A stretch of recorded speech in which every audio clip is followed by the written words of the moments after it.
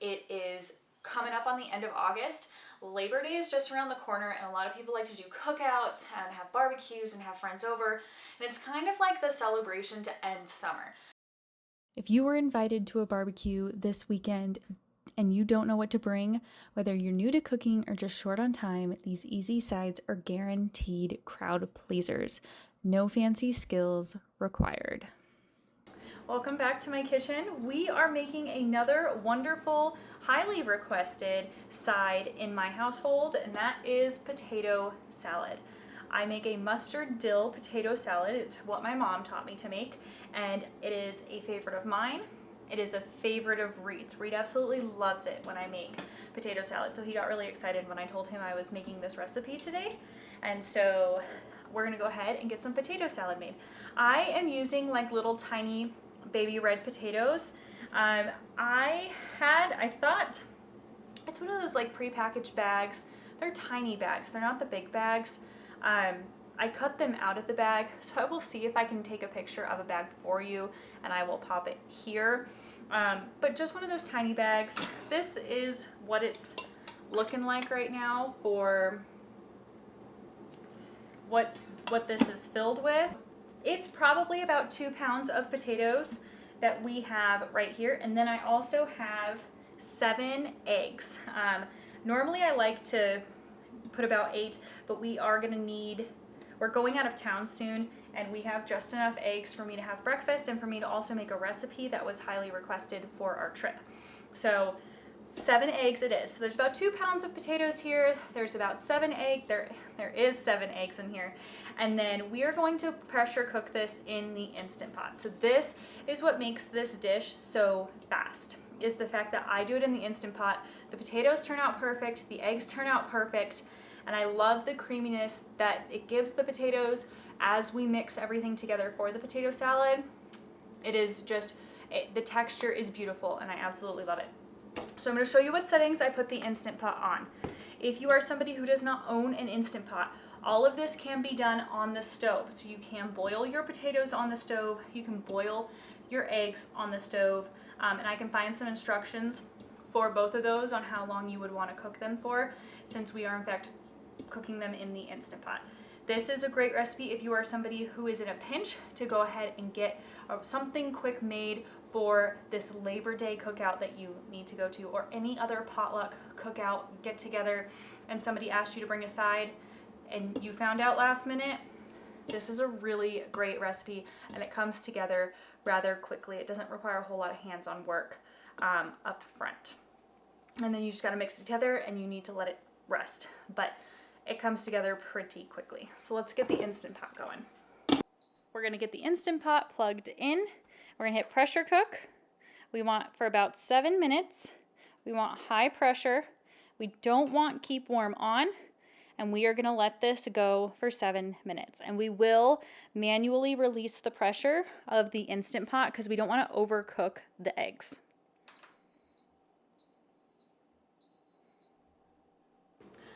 All right, so while our potatoes and our eggs are cooking in the Instant Pot, we are gonna go ahead and get the rest of the ingredients prepped. So we need half of an onion, finely diced. We also are going to do about 2 to 3 stalks of celery, also finely chopped. And then we've got some pickles. This is a dill potato salad. Love dill potato salad. So we're gonna get some pickles also chopped on up.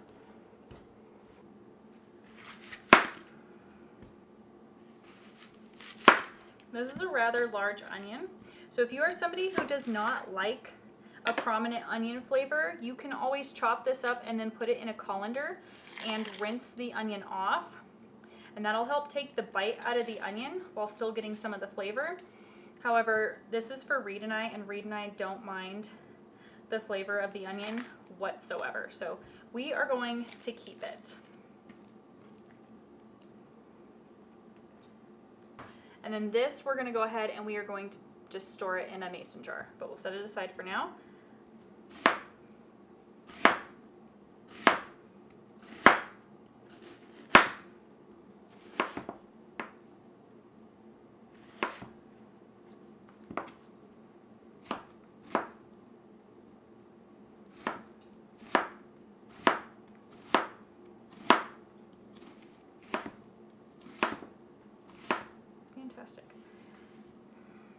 might be a little more onion than we need. This was a rather large onion. My recipe calls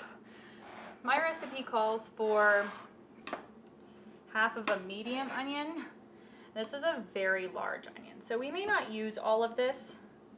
But also, again, if you can always adjust this to taste. If you're a prominent onion person, you really enjoy the flavor, then by all means go ahead and keep this. We're gonna go ahead and get our celery. Oops. Chopped on up. If you did not know, hang on, get this open.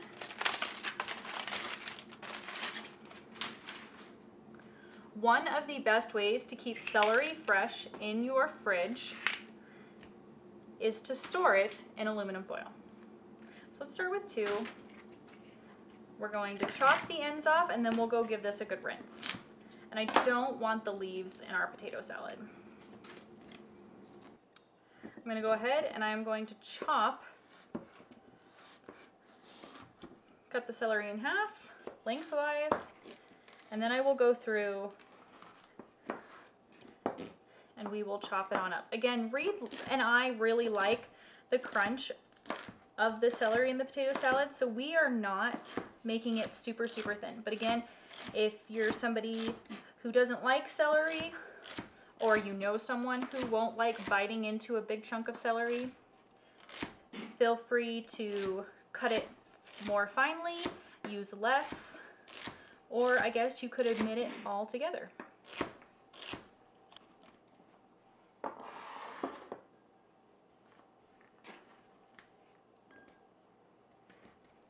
And then lastly,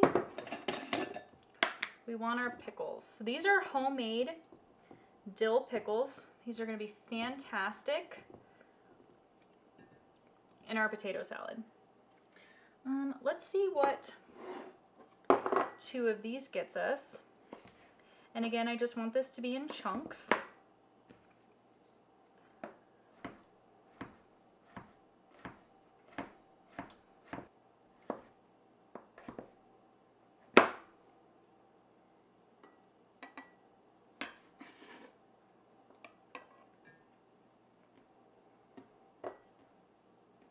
I think we're going to do 1 more pickle spear here.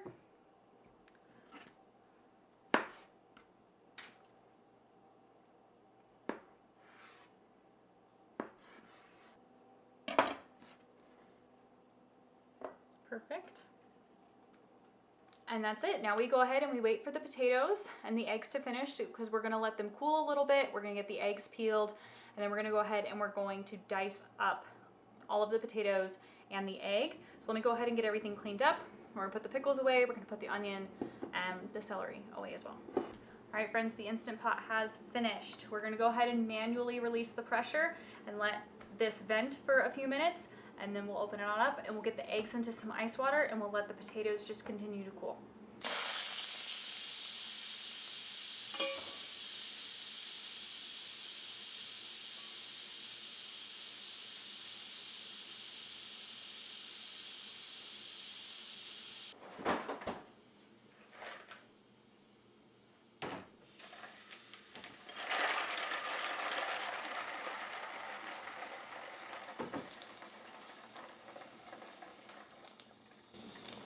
Alright, so I have some ice and water in a bowl. We'll go ahead and we'll transfer the eggs as soon as this is done.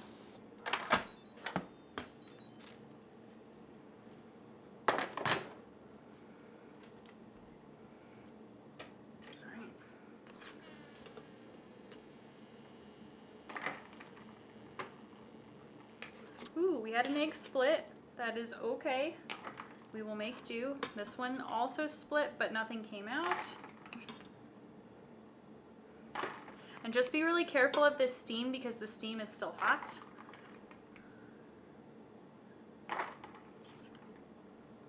Okay.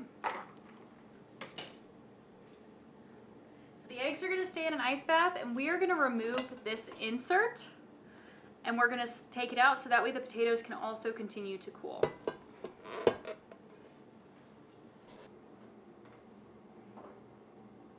And we'll just let those be. We can unplug the Instant Pot now. We're gonna let the eggs cool for just another minute or two, and then we'll go ahead and get them peeled on up. And while we're waiting on things to cool, we'll get out the rest of our ingredients.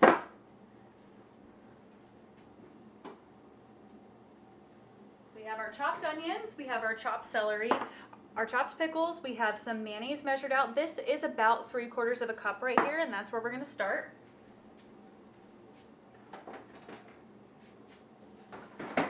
And then I also have probably like 2 or 3 tablespoons of mustard, and we will add as necessary. All right, so we're gonna go ahead and add probably, let's see,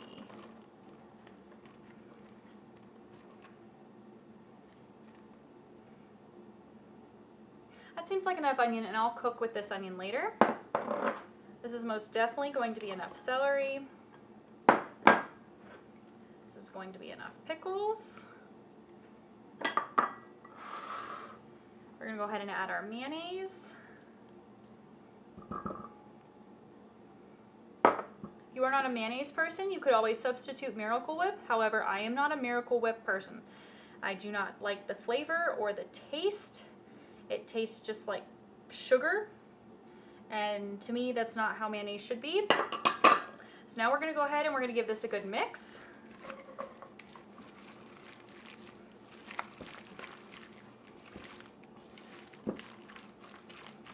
We are most definitely going to probably need to add more mayonnaise. I like this potato salad to be very, very creamy. This is a good start. And then we do salt and pepper to taste. So we'll salt it here.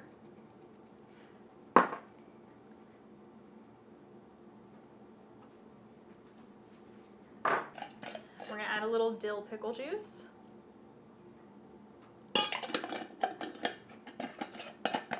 Set that aside, so we'll probably need it later. So we're gonna go ahead and peel the egg first. This one had water in it because the shell busted while it was cooking. That's fine. The rest of the egg is with the potatoes.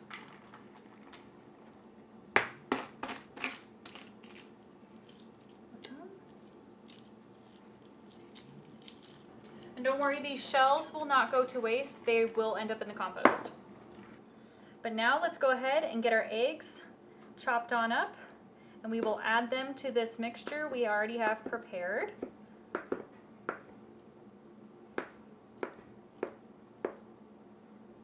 Oops, nope, stay.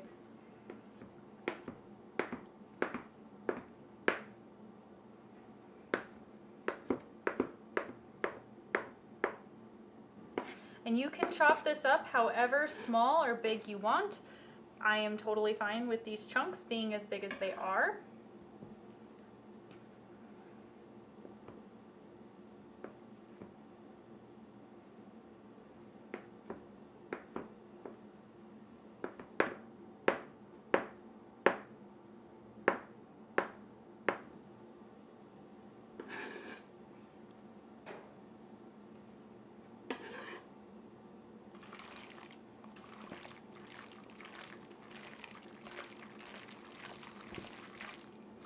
What I'm trying to do here is make sure that some of the egg yolks get nice and incorporated into the sauce, because that'll help with the creaminess.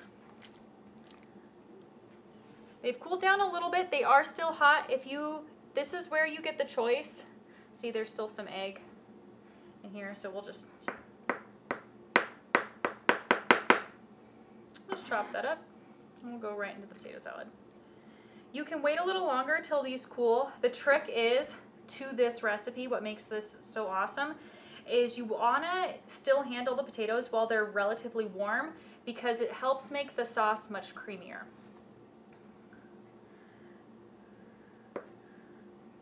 So I like moderate sized chunks of potatoes.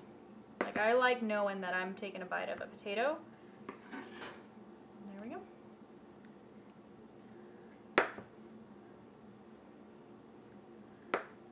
These are definitely still pretty warm, so this is where you can use your own judgment and decide if you want to wait till they're a little more cool. I usually do wait, let them go a little bit longer, but I'm getting pretty hungry, so we're just gonna go ahead and commit. And I don't bother removing the skins. I have found it doesn't cause an issue for me or Reed, and nobody I've ever made this for has ever complained. It's just an extra step that I don't usually have time for, but if you don't like the skins, go ahead and peel them.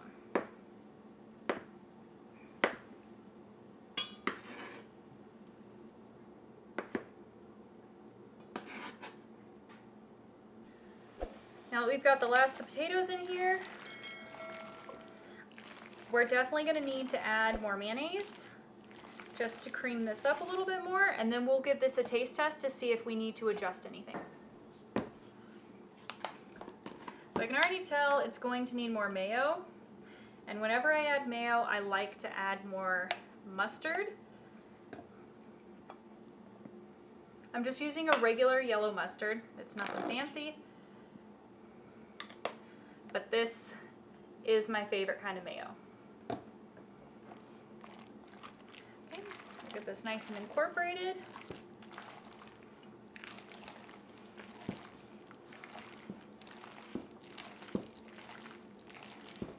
Okay, so I have a couple of spoons here because I am going to share this with our neighbor. She said she loves potato salad.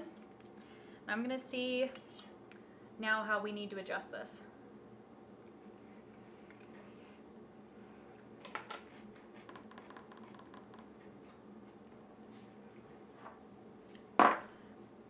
Need salt and pepper.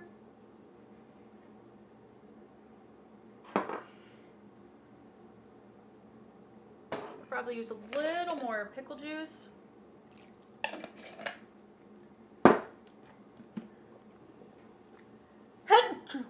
Probably a touch more mustard.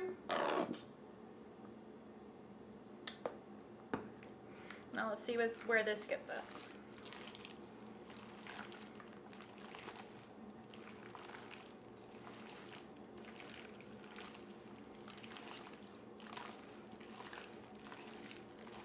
Always try to add your ingredients if you're adding more in small increments. I have found if I add too much mayo, it's really hard to rebalance the potato salad. That is a mistake I have made.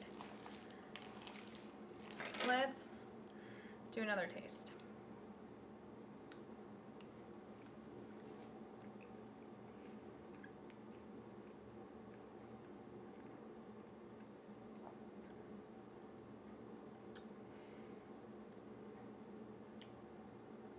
Let me get a different spoon. I'm wondering if that's making it difficult for me to incorporate all of this.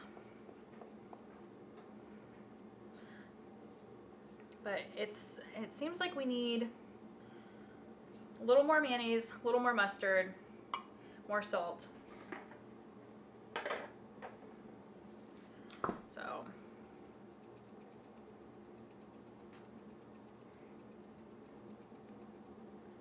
let's add a little more mayo.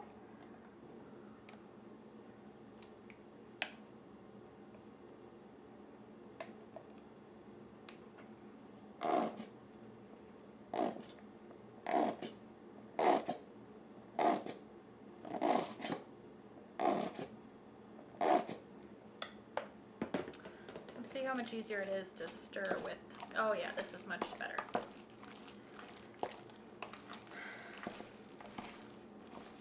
Now,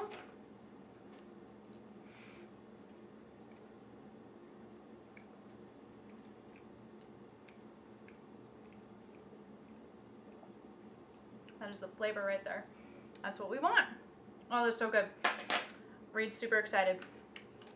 He came in while I was mixing everything together and he was super pumped.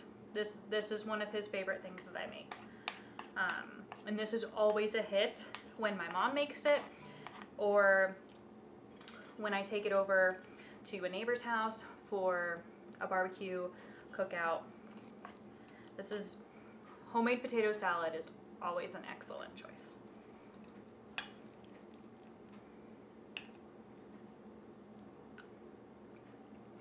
Mm. Oh yeah, with the onions and the celery there. Oh, that's fabulous. There we go. That's all in the dishwasher. We tried to clean as we go. I'm gonna go ahead and transfer this to a bowl that actually has a lid. We're gonna let it chill, and then we're gonna have dinner. So I'll see you the next time. We're making up a wonderful side that's great for any potluck or barbecue, and especially Labor Day weekend. Hello. We are in the kitchen and we are making another awesome side for any cookout barbecue that you will be having for the rest of summer. Summer is still going for about another 6 weeks or so, okay? So summer doesn't end technically until like the second half of September, and Labor Day is coming up. So we're trying to get all of these side dishes made and ready to go because there are still cookouts that are gonna be happening. So, and I'm not quite ready to let go of summer yet. I got a hankering for zucchini bread, and then I saw a recipe that said chocolate zucchini bread, and the way my mind works, that instantly triggered brownies. So I figured we're gonna go ahead and give zucchini brownies a try. I've never made this recipe, so this recipe is new to me. Like the rest of the recipes, it will be linked down below. The great thing about these recipes is you can use some of your garden fresh produce if you grow your own food. So at this point, it is August 22nd. You should be able to have some sort of garden produce coming out of the garden. I hope, I pray that that's what's happening for you. We do have some produce that is starting to roll in and is very exciting. This zucchini is from my mom from last year, so it was previously frozen, so I have gone ahead and thawed it out. I got our oven preheating to 350 degrees. Now let me grab the recipe and see what else we need to do and how to get everything in order. So I grabbed my KitchenAid because I don't feel like mixing. I've got, this KitchenAid was a gift, and I plan on using the ever-loving daylight out of it because I think it's just absolutely awesome. And if you have the tool, why not use the tool? I also didn't feel like mixing by hand today. It's Friday, and I am ready to be done with the day, but brownies still sound amazing, so we're getting those done. I'm gonna go ahead and clean this bowl out because it sits on my counter. There could be cat hair and all the other stuff that's in here, and I actually do plan on gifting these brownies to some neighbors who have helped us out recently, and so I want to make sure everything is clean and they have no cat hair or anything else in their food. Out just a little bit.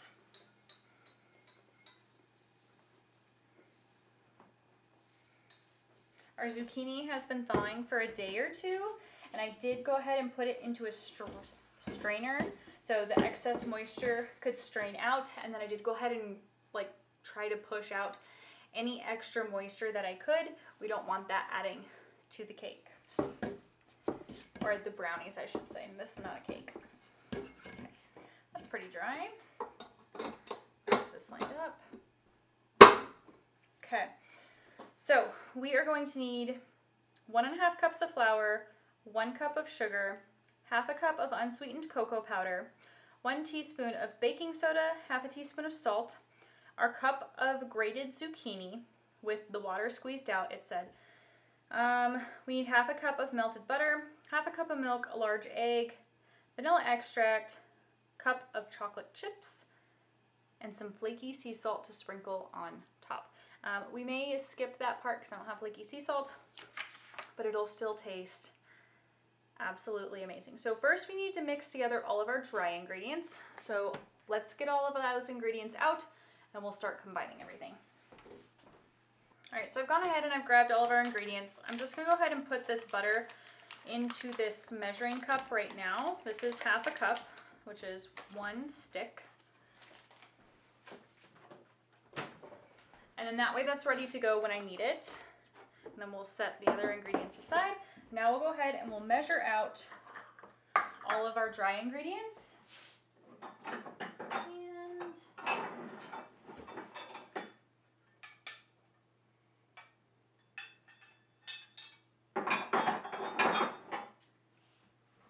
we're going to start out with, I think, the whisk attachment.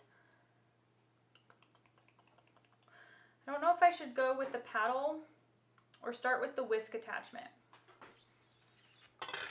We'll see what the paddle does. Yeah, we'll see what the paddle does. I haven't used this paddle yet, so I'm excited to try it. I would really like it to scrape the sides. So I have a big bucket of flour here. I buy my flour in bulk, and it does not, we're just gonna fluff the flour real quick. We'll add 1 cup, and then we'll grab the half cup. Half a cup. We also need half a cup of this cocoa.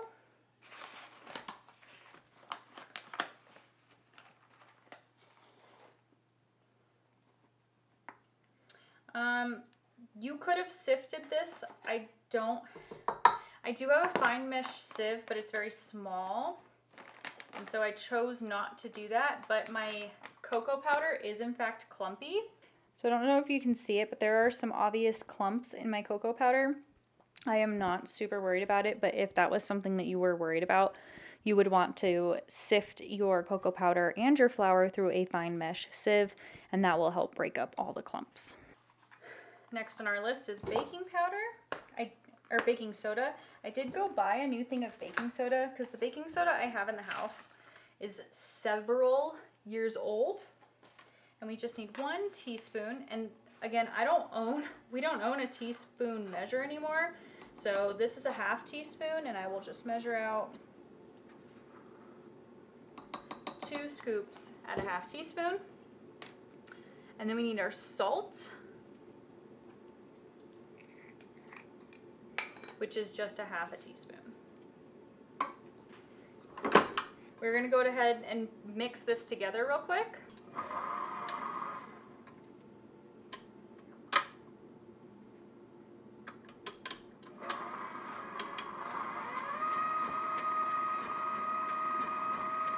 So now we go ahead and we add our grated zucchini. I'm gonna say this is about a cup. And we had it straining in a filter, we had it straining in a strainer. And then I'm gonna go ahead and melt the butter real quick, and we'll continue to add the milk and the egg.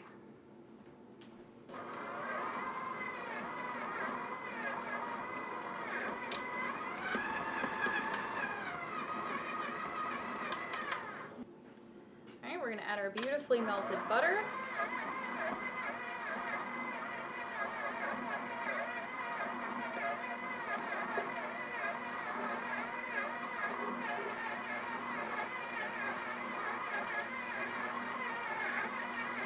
We're going to add half a cup of milk.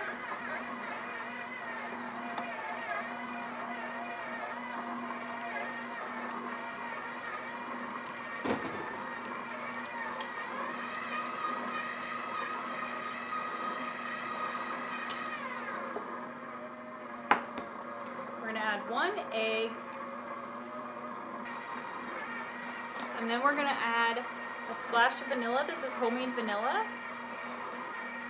from my sister-in-law.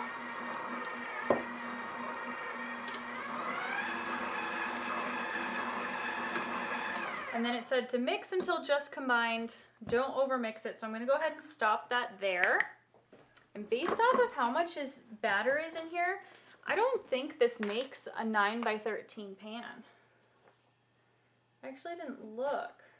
Oh, it makes an 8 by 8. So it appears if you're going to make this for a party or for a group of people, you may want to double this batch because this only makes an 8 by 8 pan, not a 9 by 13 pan.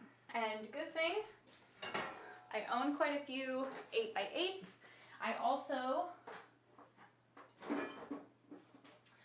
own quite a few 9 by 13s, and then I have 2 that are just a step up from the 9 by 13. So we're gonna go ahead and grease this. Okay, that's about all the grease we're gonna get. Apparently that's out. So I'm just gonna use my hands to spread this around.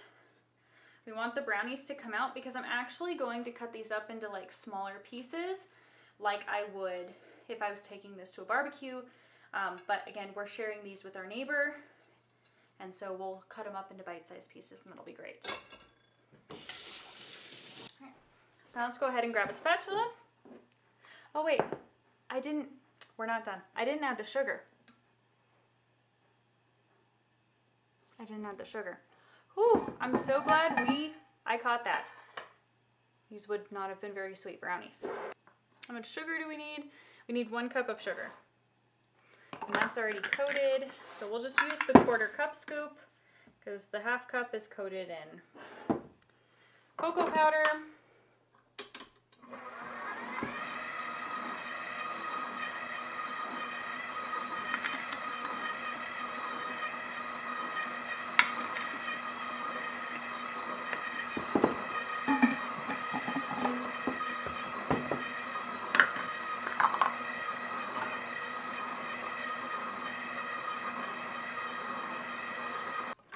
Trying not to overmix, but I did need to make sure that the sugar did get incorporated. So we are done. We'll turn this off. Let's go ahead and grab the paddle. It is Friday, y'all. I'm ready to put my feet up and relax. It's also my first full week back after Reed and I took a week-long vacation.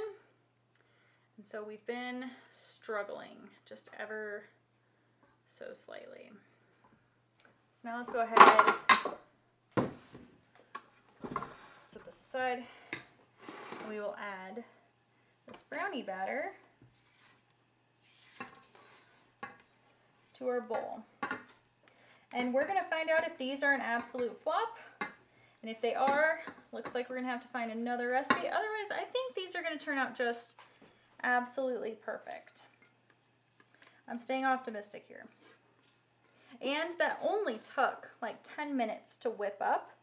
The baking is usually what takes the longest with brownies, but whipping it all up together is not generally the hard part.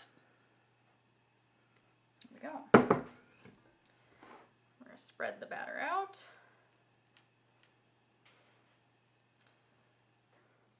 I did forget to add our chocolate chips, and honestly, I'm okay with that. I think these will be just fine without them, or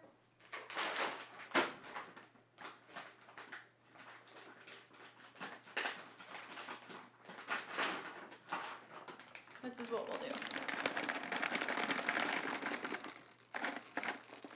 Would it have been nice if I was able to add the chocolate chips while it was still in the bowl? Yes.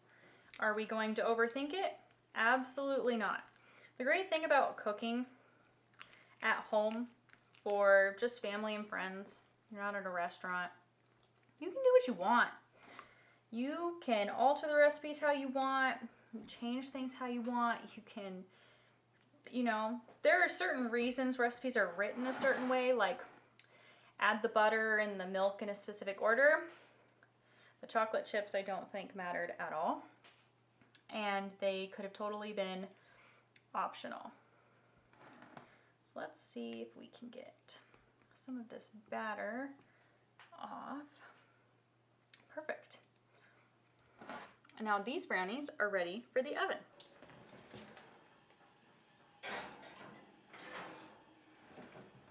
And the recipe states that these need to cook for 25 to 30 minutes. So I always start with the lower time and add as necessary. Don't start with the later time unless you are incredibly familiar with your oven or you've made a recipe before. It's always best to add more time, but once you burn something, there's no going back. So 25 minutes on the timer, and I will see you guys back here when these brownies are done.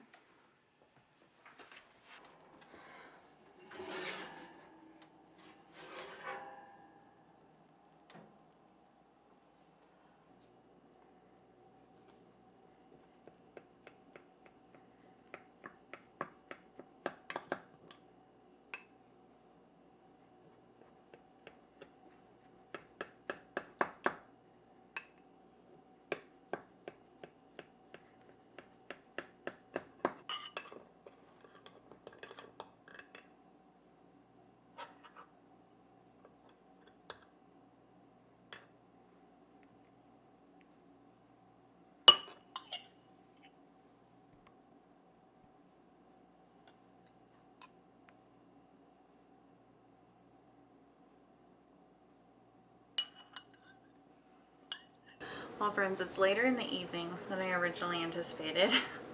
But the brownies have cooled, they firmed up really nicely, they've got a really good consistency, so let's give them a taste test. And then after this, I'm definitely going to pair this with a little bit of ice cream, and then I'm winding down for the night.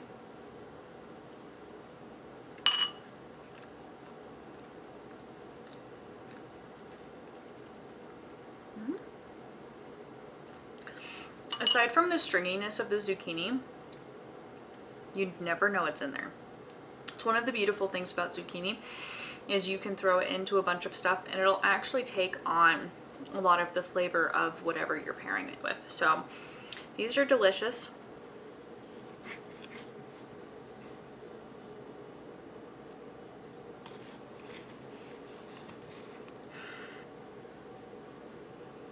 It is coming up on the end of August.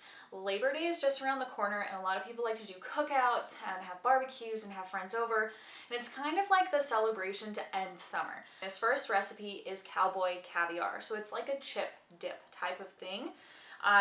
Another way for me to like best describe it is think of kind of like a corn salsa a little bit, but it's got a little bit of a twist. So I've had this once, but I have never made it, so I'm really excited to make it.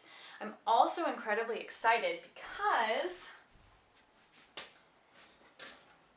we are using some garden fresh produce to make this. I am finally in tomatoes, and this is my second year successfully growing bell peppers. I did purchase bell peppers for this recipe.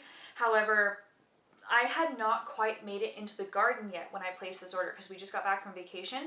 And I didn't realize we had bell peppers that were ready in the garden. Like this one is even starting to turn a touch of red.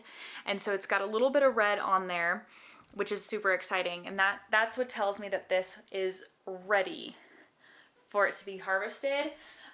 If you did not know, green bell peppers do turn red. That is why green peppers are actually cheaper at the grocery store versus the red bell peppers, because the reds and the yellows and the oranges have to actually stay on the vine longer to achieve that color. Whereas green bell peppers, they can just harvest once they're green. So I'm super excited. We are using our own bell peppers. This calls for one regular bell pepper, but because my bell peppers are so small, okay, they like fit in my hand, they're so dinky, we're gonna use 2 of them. I also have a homegrown jalapeno. Homegrown jalapenos, in my experience, tend to be hotter. So this is a little bit of a smaller jalapeno. However, I'm not worried about the heat profile. It'll still be hot enough. And I washed 4 aromas. The recipe calls for 3. I will cut up 3 and then assess to see if I want to add 1 more. So I've got my compost bin right here because we're gonna need that. First things first that I wanna do is I ordered these avocados. I did grocery pickup because I didn't have time to go and into the grocery store. I had some other priorities, so I did a grocery pickup to save myself on time. And one of them feels just a little squishy. So we will see. This one looks pretty good. This one's the one I'm a little worried about. So if it's not good, I'm gonna have to run to the grocery store, or we'll make do with just one. I think that's probably the play I'm gonna choose, so I don't have to go to the grocery store. I can work around this. Let me bring you in and show you what we're working with. So it's not terrible. We can cut these bits out. Most of this avocado is still usable, which is fantastic news. Okay, so now that we've got that open, just cut out this bad piece right here in the avocado. Perfect.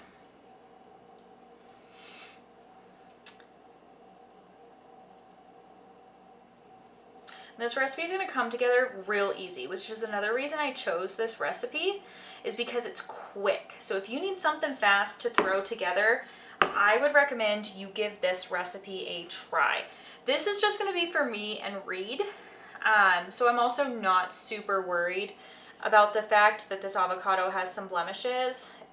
He and I will eat this up like it's nothing. So I'm not worried about that either. So now what I'm just doing is I'm going through, I'm slicing up the avocado while it's still in the skin. And it's less of a mess. So I'll set that aside. Oops. And now we repeat. Looks like a bigger chunk, okay? Now we've got our avocados prepped. Let me grab the other ingredient we need. Frozen corn. So this recipe calls for frozen corn, so we're not going to be eating this right away. I'm going to go ahead and make this ahead, let all of the flavors marinate and infuse while we're making our last recipe for this series. So the recipe calls for 1.5 cups of frozen kernels, and this is 12 ounces, which is 1.5 cups. So we're just going to throw the whole bag in there. Now I'm going to go ahead and add our avocado.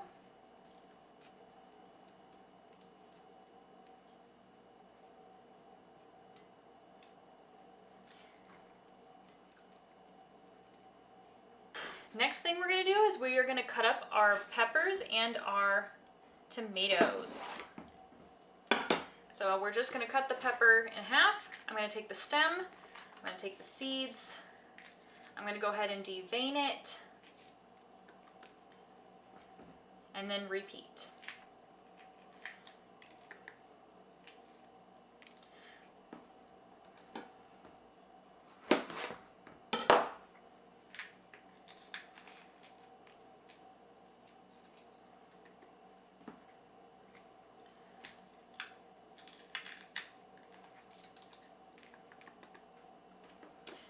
Now we're also going to dice this up. We want to make sure these are in like bite-sized pieces because this is going to be eaten with like a chip.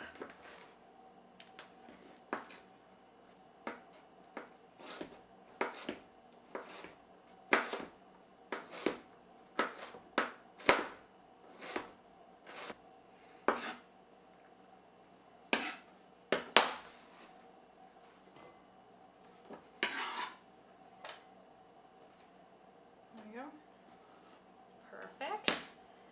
We'll cut up the jalapeno last when I'm done cutting up everything else. So we're going to cut up one Roma. Let's see. My knife is not sharp enough. Let me go sharpen this again. All right, let's see if we can do this now. Oh, much better.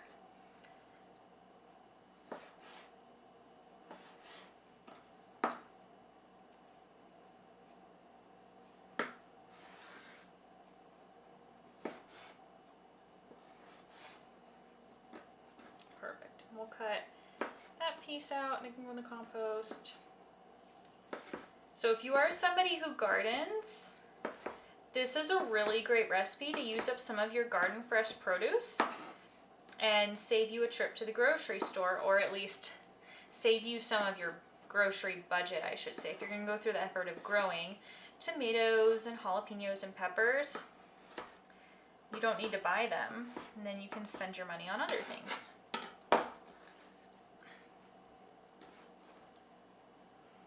This is one of the first things I have used with these tomatoes, these peppers. I have not used them yet because I just harvested them 2 days ago. So all of this is still really fresh to me, which I'm super excited about. Coming back from vacation, this was a really pleasant surprise, given some of the failures the garden is currently going through. If that's something you're interested, I can link that video below. We did an August garden tour, and not everything is doing what we would like it to do, but such is life. You do what you can, and you make do, and you live with it. But we're still getting some beautiful produce out of the garden.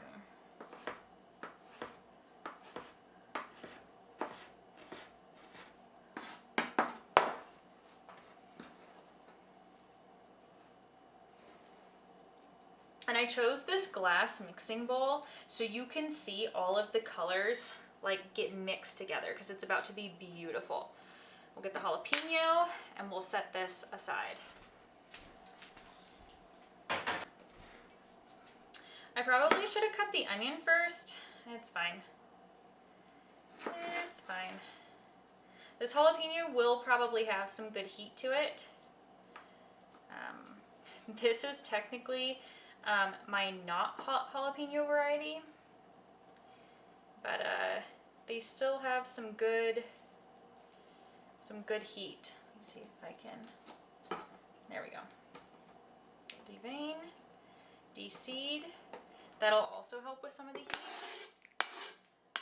There we go. And this we're gonna mince real finely, so we don't get like one heaping bite of jalapeno. We want it to be manageable for sure.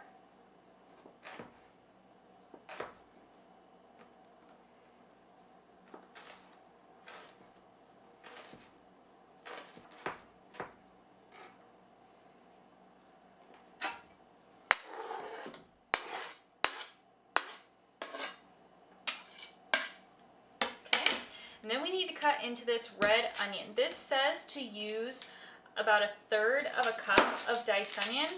So we're gonna eyeball that and see how that works out for us. Cut this in half.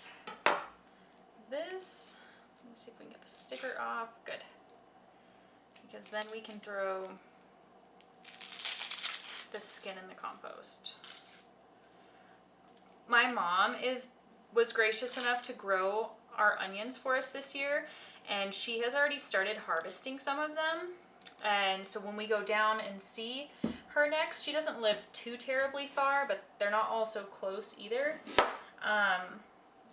We'll have some onions to take home, and I think there's some red onions in there, but I'm not 100% sure. Sure, we'll call that about the equivalent of what, 1/3 of an onion? We'll find out as it's minced.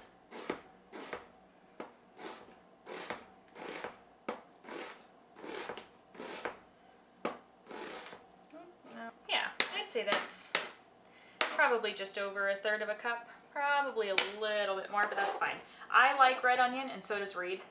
So I'm not being too stingy. And that's one of those things, once you get a little more comfortable in the kitchen, you can make those kinds of calls.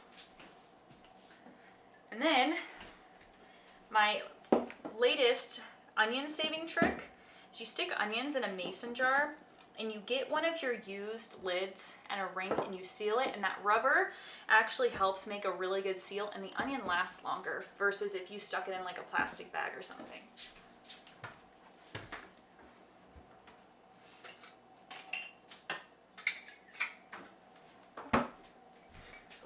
Lid on this, and we'll pop that in the fridge. So this is where this recipe deviates from being like a corn salsa, is it calls for a can of black beans and a can of black-eyed peas. So we're gonna go ahead, we're gonna pop these open. We're gonna dump them into a colander. We're gonna rinse these off before we add them into our bowl of veggies.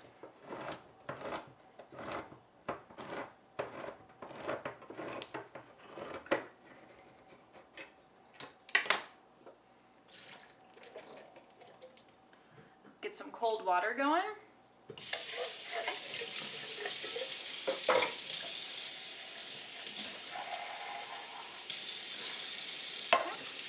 Now we're just going to rinse.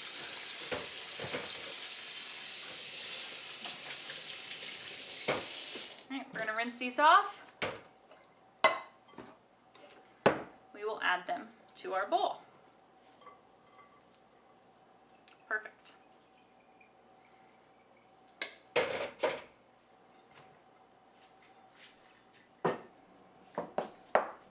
Okay, so we need 1/4 teaspoon of garlic, and this is a 1/2 teaspoon scoop, so I'll try and eyeball about 1/4. We need 1/2 teaspoon of salt, 1/2 teaspoon of black pepper, 1 whole teaspoon of granulated sugar, and this is a 1/2 teaspoon measure, so we need 2 scoops. So we'll do 1/3. I'm actually using avocado oil. The recipe calls for olive oil, but a good quality oil in this instance is best because you're gonna be able to taste it. So you want something that tastes good. 2 tablespoons, it says for fresh lime juice. I forgot to order limes, but I do in fact have a bottle of Santa Cruz lime juice, so that's just what we're gonna use. So there's 1, 2, and then we're gonna grab our red wine vinegar. I did go get a better, what I'm hoping is better red wine vinegar. It's Cola Vita. So this is the red wine vinegar that I got. I don't know what it tastes like, but I'm hoping it tastes good.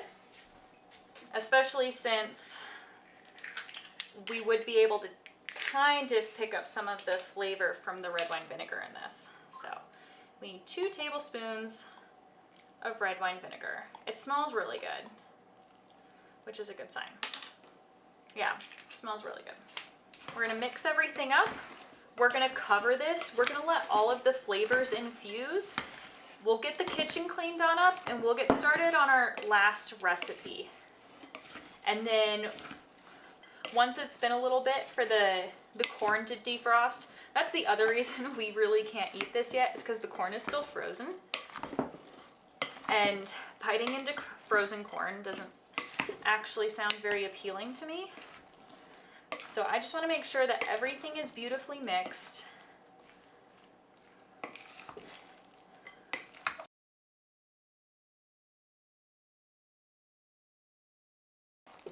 Oops, we're throwing veggies. Let's see. You see how beautiful and just like colorful this dish is? That's also what makes this super fun. So we're gonna go ahead and put I'm gonna put some beeswax on here, or beeswax wrap, and then we're gonna set this in the fridge and let this kind of continue to infuse, and we'll get the kitchen cleaned up, and I will see you back in a minute.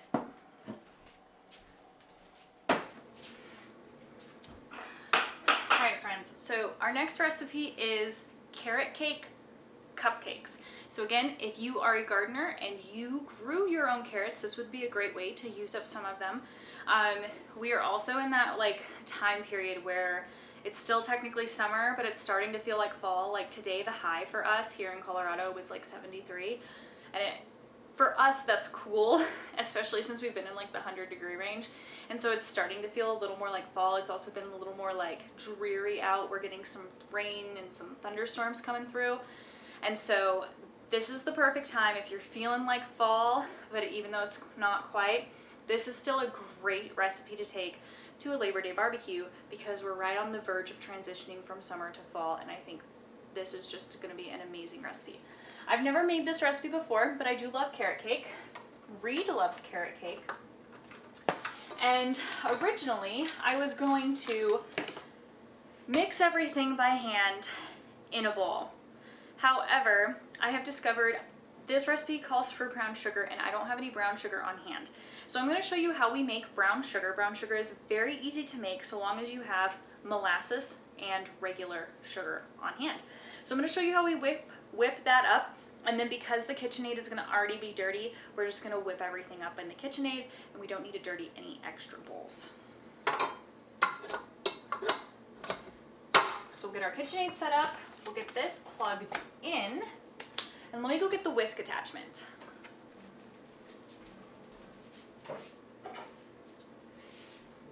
We will need a different attachment once we are whipping together the rest of the ingredients, but right now, just for the brown sugar, this is what we want.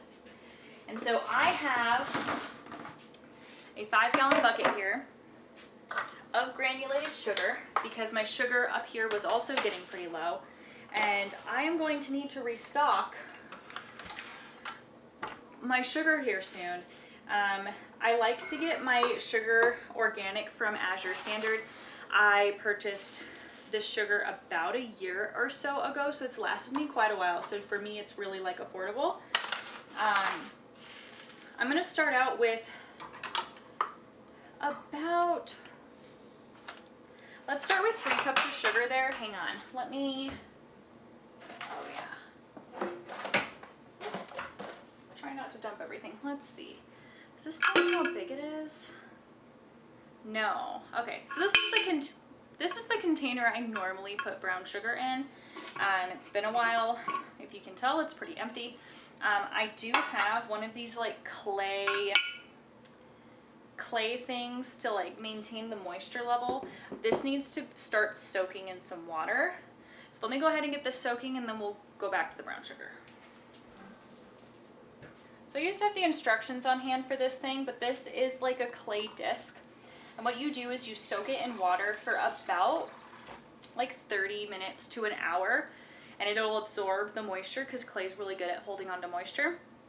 And then after that, you take it out, you pat it dry, and then you stick it in your brown sugar, and it helps keep your brown sugar from drying out and then becoming like rock hard. Okay, so I can for sure at least do a 4th cup. Oops.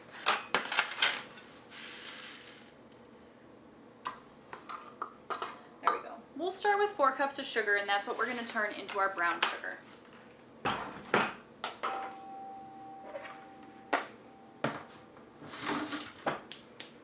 And then we're just going to add some blackstrap, or this is not blackstrap molasses. This is just regular grandma's unsulfured molasses. And I'm going to add, we're going to start off with like 2 tablespoons. All right, and so we are going to go ahead and turn this on to a slow speed initially to kind of get it all incorporated, and then we'll slowly speed it up and we'll let this go for about 5 minutes to really get everything incorporated.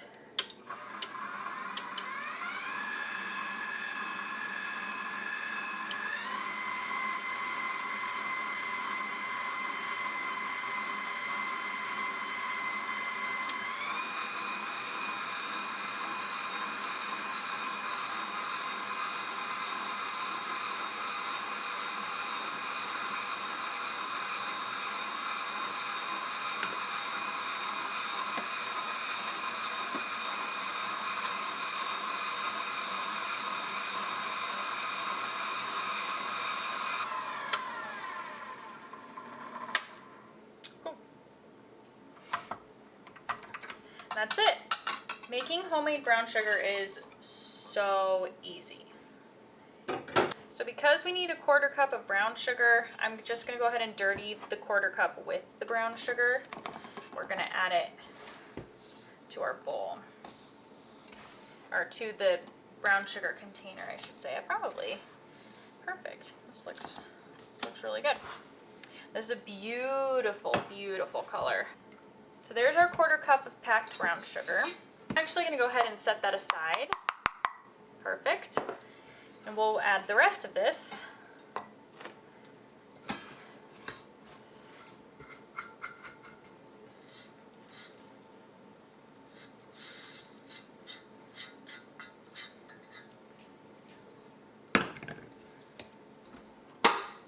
So normally I like to do it on that side, but I actually do have 2 roaster ovens going for chicken broth. I did not film it. I decided to do that last minute, last night. If that is something that you are interested in, let me know in the comments below, and I can always take you along with me the next time I make chicken broth. But if you click on this video right here, that is homemade beef broth or homemade turkey broth. We'll see which one I provide. I can do one, and then here in a minute another one will pop up. And I've made turkey and beef broth before, and the concept is pretty much the same. You just change the type of bones you're using. So now I have our recipe. So we're going to go ahead and turn the oven on to 350 degrees. We're going to get that preheating because this is going to come together now pretty quickly. I still need to shred the carrots. I'm wrong. So I need to get the carrots shredded. I did not do that. That's the one other thing we need to do. So let's do that real quick. So this recipe calls for about half a pound of shredded carrots, which is a fair amount of carrots. It's a little too much. I'll take you off. Let's start there, because once I chop off the ends and peel, it should take away some weight. I'm actually going to go ahead and start saving our carrot peels again, because I did use all of our veggie scraps for this broth, which means I'm completely out of veggie scraps. So it's time to start over, because I do still have beef bones in the freezer, and I am about to start working through our freezers to get out and to get things out of the freezer and clear space. So if you did not watch my gardening video, or my latest garden tour video, I should say, I announced that Reed and I are expecting our first child. I am 16 weeks pregnant, and I'm feeling good. I'm feeling energized, but I'm also crazy inspired, crazy motivated to go ahead and start the process of some meal prep, which is going to largely look like a lot of meals in a jar. So those videos are coming soon, because I really like the convenience of those. I put in a lot of upfront work for quick and easy meals later on. And then I'm also, once I get the freezer kind of cleaned out a little bit, we can then start focusing on some freezer meals for us to make, especially like breakfast meals. So like breakfast sandwiches, breakfast burritos, breakfast casseroles, things like that. I would like to have that on hand. So we're just going to set those aside for now. I would like to have those on hand for when I'm up late at night with our little one, or if I'm just too tired to cook, which is probably going to be a reality. So if I can get meals and stuff ready to go, that is my goal. The other reason we need to clean out the freezers is because elk season starts in October, and Reed and I didn't get an elk last year, and we're really hoping this year we do get an elk. That would be fantastic and really, really nice. So we've got our fingers crossed that we can at least get an elk, but because our freezers, we recently just bought half of a cow and a whole pig, because we did not get an elk last year. We were incredibly short on meat. Our freezers are rather full, so we can't fit in the freezer meals. We definitely can't fit an elk in there right now. And this is how Reed and I get our meat. I don't shop for meat at the grocery store, okay? This isn't us being preppers. This is just me buying meat at a better quality for a far better price when you buy it in bulk, okay? So something to look forward to if you are not subscribed yet and that's something that interests you. I want to take you along on that journey, because as my life changes, I need to adapt, and you're watching my life, or part of my life anyways. So I'm going to take you along on that journey of preparing for our first child. So let's get these carrots shredded up on now. So I'm just going to shred them on this flat lid, so that way, let me go ahead and put the lid on. We're going to tear the lid. So the lid is 2.8 ounces. 2.9 ounces, I'm wrong. We're going to finally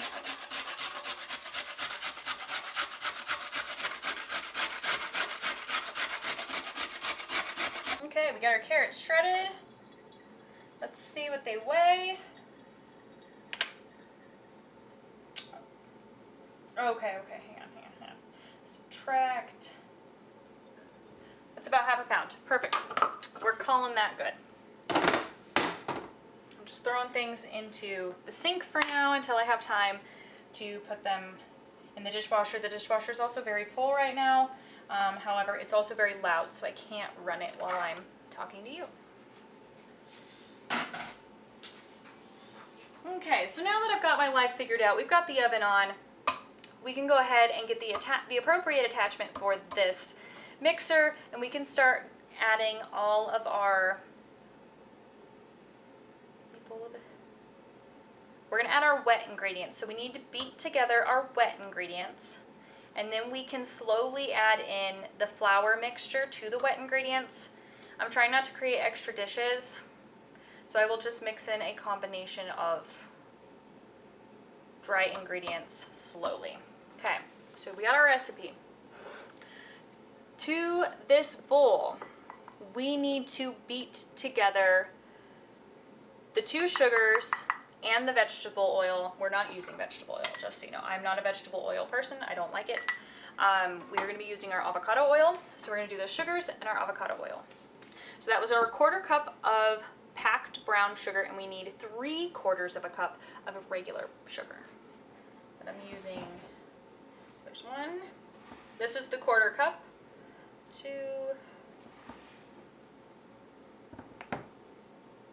3, or 1/3 cup, because it's the only thing we need it for, I think. Yeah.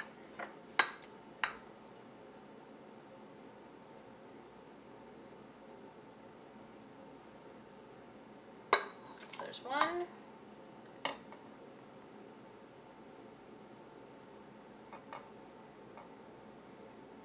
This is now empty, and I still need to finish filling the oil on up.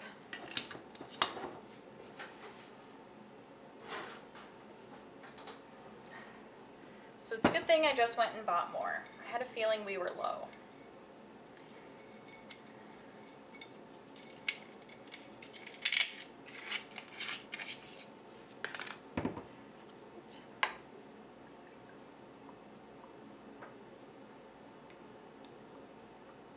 Okay, perfect. So there's our 2/3 of a cup of oil. And we are just going to reuse this whisk for now so we can get this beating together.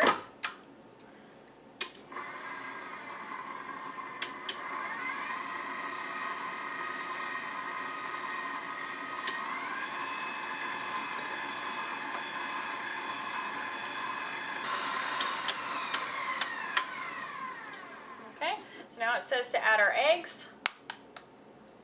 That needed to be at room temperature.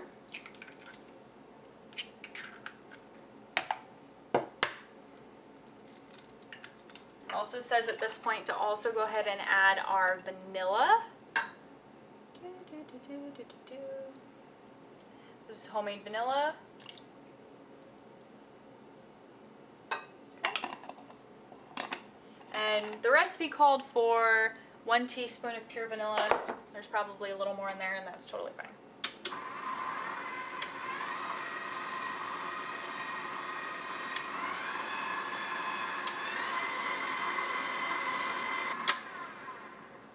Alright, so now we're going to go ahead and add our dry ingredients. So we will go ahead and add this slowly. Where did I put stuff? Okay, so I need 1 1/4 cup of flour.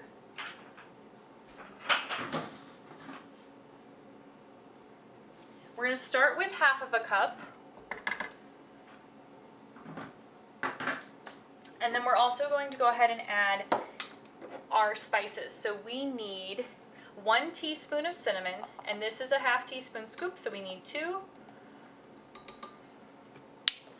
We need 1 teaspoon of baking powder. Yep. 1, 2. We need 1/2 teaspoon of baking soda. We got our 1/4 teaspoon here. And 1/2 teaspoon of salt.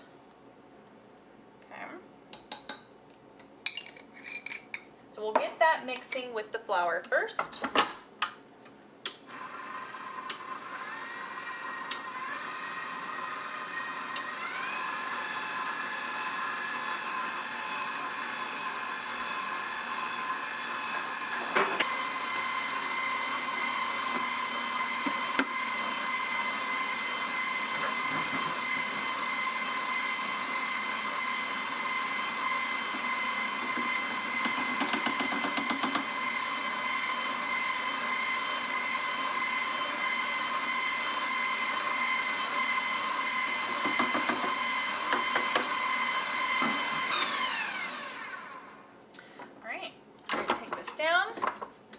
Take that off.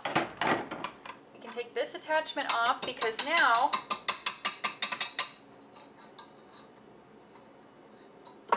there we go. as much of a mess. It says to add the carrots, and it says to add the carrots and mix in by hand. So we're gonna throw our carrots in.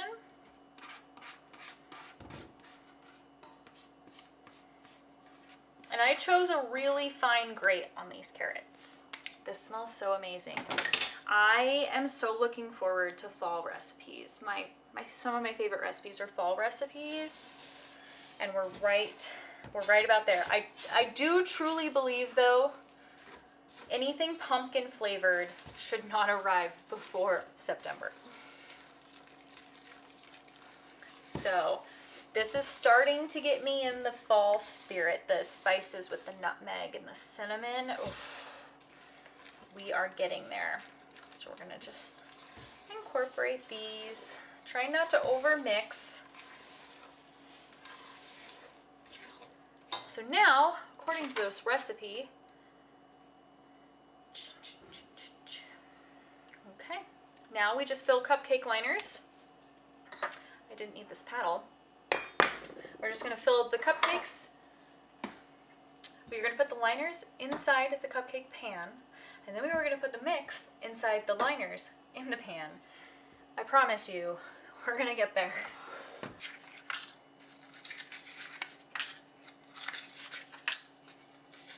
Ooh, I think there's 2 liners in these.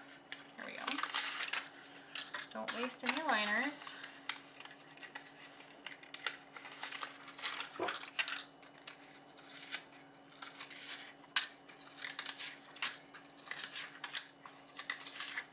I don't remember how many muffin or cupcakes this recipe was supposed to make, so we shall find out, friends.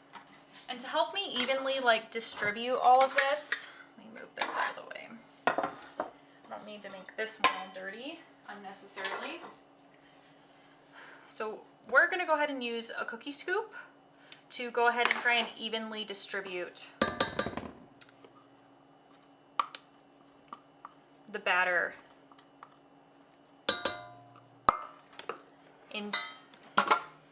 into our liner.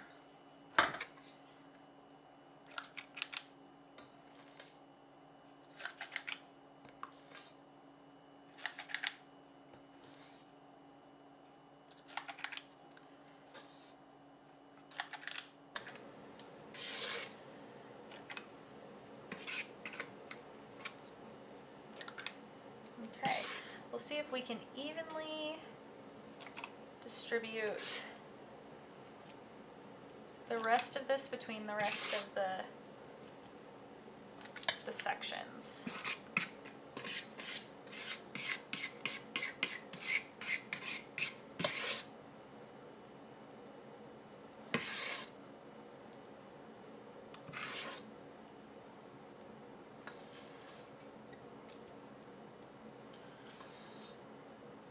Just so ready for fall now. Let me go ahead and clean up the edges real quick so I have less of a mess to deal with later when cleaning up these muffin tins, or this muffin tin. There's only one.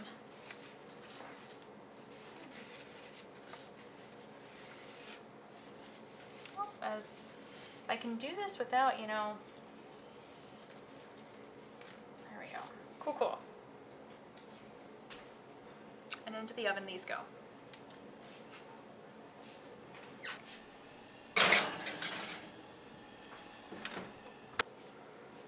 All right, and these need to cook for about 20 to 22 minutes. So I will set a 20-minute timer, and then we'll test with a toothpick to see if they are coming out just barely clean, and we'll pull them out.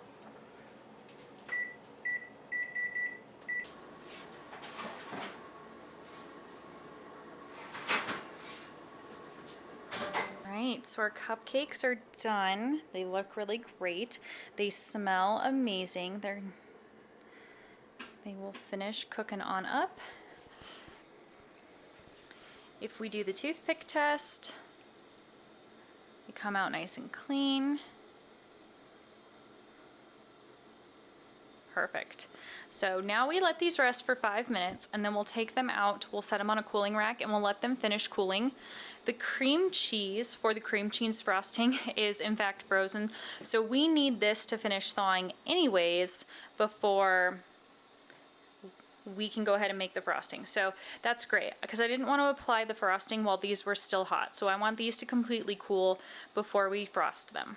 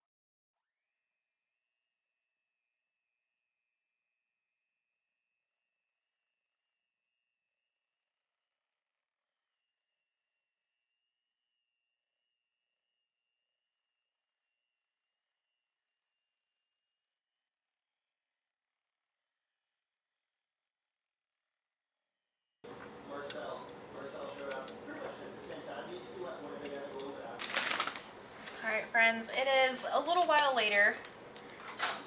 Grab a spoon in case I think this needs a little more salt. It smells really good though. So let's go ahead and give this a taste test. Get a little bit of everything in here.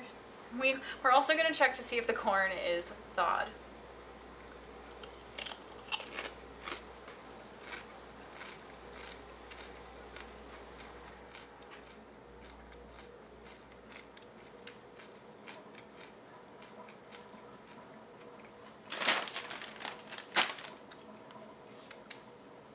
I do think it could use more salt.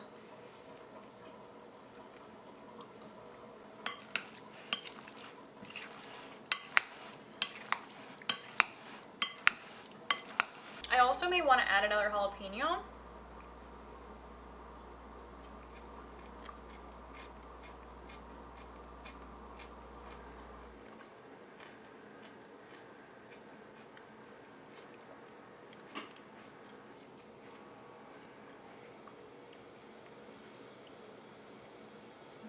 Yeah, I would like a little bit more heat to this. It's definitely lacking in some salt. But the corn is defrosted.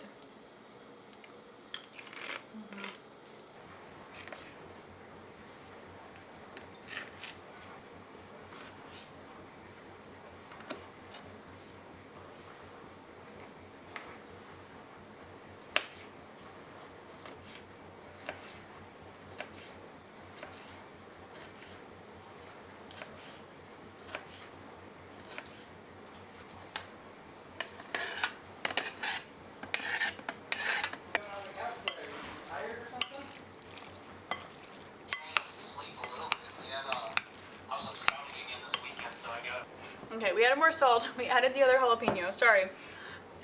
Our friends called, and we wanted to tell them that I'm pregnant. They didn't know yet, so we're super excited about this. But adding the other jalapeno, adding some salt, made this fantastic. So we're super excited about this.